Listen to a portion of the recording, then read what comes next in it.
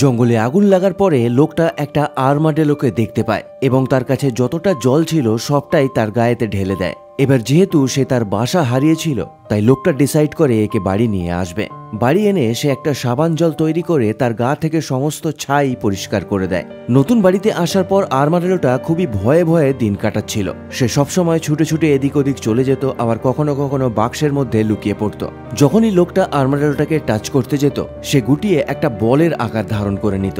তাই ছোট্ট প্রাণীটার বিশ্বাস জেতার জন্য সে তাকে একটা বাসা তৈরি করে দেয়, বিভিন্ন খেলনা নিয়ে এসে দেয় তার খেলার জন্য। ধীরে ধীরে আর্মাডেলোটা ওই খেলনাগুলোর প্রতি ইন্টারেস্ট দেখাতে শুরু করে এবং রাতে শোবার সময় সে কোনো একটা খেলনা তার বাসার মধ্যে টেনে নিয়ে যেত। সময় কাটার সাথে সাথে লোকটার সঙ্গে তার সম্পর্ক গভীর হতে শুরু করে। যখনই লোকটা বাড়ির বাইরে যেত সাথে সাথে সে তার হাত ধরে নইলে পা ধরে টানতে শুরু করত, যেন মনে হতো যে সে তাকে বাইরে যেতে দিতে চাইছে না। আবার কখনো কখনো লোকটা বেরোনোর সময় আর্মাডেলোটাকেও সাথে করে নিয়ে যেত এবং পাড়ার সবার সঙ্গে পরিচয় করে দিত তার নতুন বন্ধুকে।